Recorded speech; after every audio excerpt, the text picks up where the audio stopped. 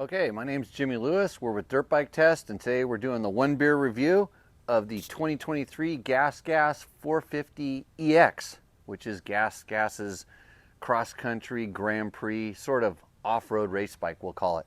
So one of the questions is, what is a GasGas? Well, GasGas used to be a Spanish manufacturer. They are absorbed by KTM. They're part of the KTM group, and KTM likes to treat them like they're their own thing. So don't get wrapped up in that. It's pretty much just mostly a red KTM. A lot of KTM DNA in this motorcycle. So they follow the KTM formula of building a cross-country or Grand Prix bike. We like to call these FX bikes, not MX, but kind of, I don't know why we use the word F, but anyways. The bike has a slightly larger fuel tank. It's 2.2 gallons as opposed to 1.8 to 2 for the motocross bikes. The other thing, they have a kickstand, they have an 18-inch rear wheel. It does not have a lot of the protection stuff like handguards that you might find in some of the other brands, but in reality, it's the stuff you need that you're going to switch if you started with a motocross bike. The one thing that they do a good job of is speccing with the right kind of suspension, and getting that setting, that kind of off-road setting, is I think a little bit tricky because it's such a wide range, but KTM and GasGas have a good baseline. I would say they focus a little bit more towards the more eastern conditions. The suspension moves, it's not harsh, and what helps also on the GasGas compared to some of the other KTM's brands, it comes with the cast triple clamps that tend to, I guess, transmit a little less vibration and kind of shock to the riders. But when you hop on this bike, if you're familiar with any sort of KTM sort of qualities, it feels very familiar. It's narrow, it feels really light, the suspension characteristics and stuff, they all just sort of go there. And if you're coming from a motocross bike, you'll notice it being a little softer. If you're coming from like a pure, we'll call it like, trail bike, XCW, maybe a Honda X, you're going to find that the suspension is a little bit stiff, so it's right where it needs to be. And I think that's the most important part of the package when you're looking at these bikes. What's cool about it is it's almost perfect for what we'll call like vet motocross or novice motocross. It has a little bit more blow through in the stroke, but not so much that it becomes wallowy on the track. It has enough hold up to do really good. And that being said, then you can ride it aggressively off-road. You can kind of start hitting stuff, kind of race speed, in the trees, in the bumps, whatever you need to do. In the suspension, the KTM comes with the air fork, the AER fork. And what's kind of good about this is it's adjustable for a wide range of riders. You don't have to go get another spring. You just increase the fork pressure a little bit. And I know when I rode it one day and I just said I wanted a little bit more just to kind of hold it up. We added, I think it was 5 PSI more to the front fork, and it made a pretty significant difference. I don't want to say the chassis is finicky, but you can sure make a difference by doing something as simple as that to it. And other than that, I felt no need to change the shock. When I brought the fork up, it actually made it feel a little bit more plush initially, and it made the rear just stick to the ground a little bit better. So small change like this can make a lot of difference. The bike does have a 5-speed close ratio transmission.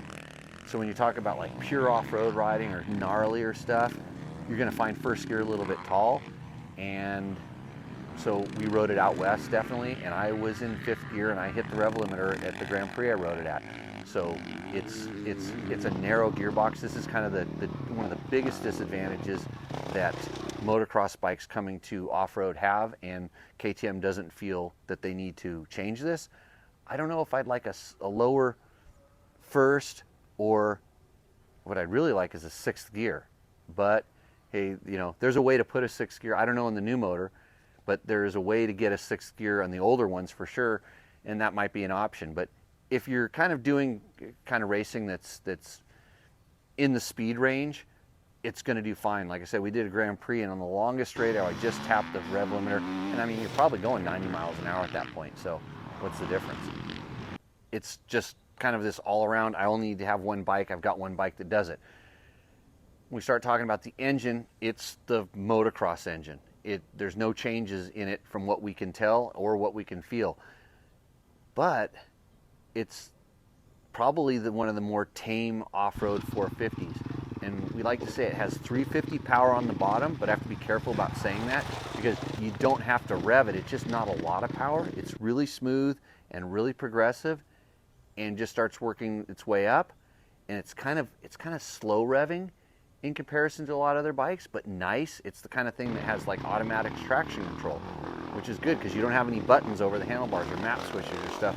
You don't need to worry about it if you're looking for this kind of controllable power. But when it gets up and it starts revving, it does a really good job of spreading the power. It's fast. It just kind of doesn't sound like it and doesn't feel like it. That being said, it's not a loud bike. It doesn't snark at you or make a lot of noise. It does have an open muffler on it, so it's louder than a pure trail bike, but it does all the things that you would kind of expect it to do.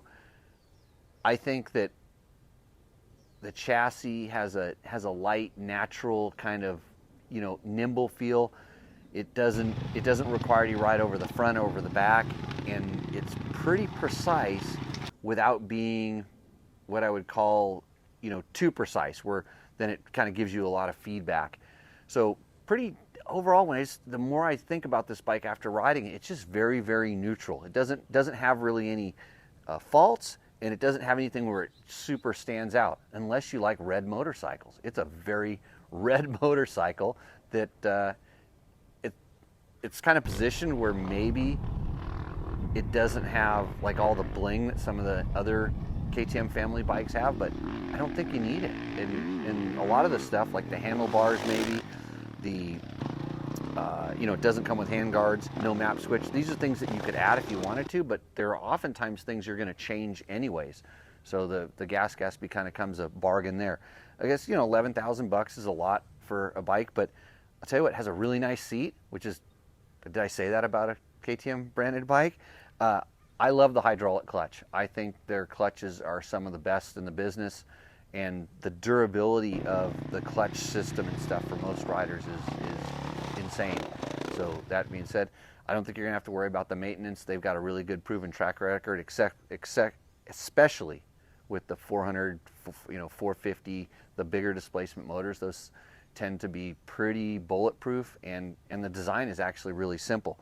So in kind of conclusion, it's like a lot of these bikes these days. You can't go wrong with it. It might be a little bit different than what you're used to if you're coming from another brand, but you'll get used to it quick. But it's not so different that it's off-putting and you're not going to like it after a few really quick rides. I think we're all good. So for Dirt Bike Test, I'm Jimmy Lewis, and after I'm done with this, tomorrow we'll see you on the trail.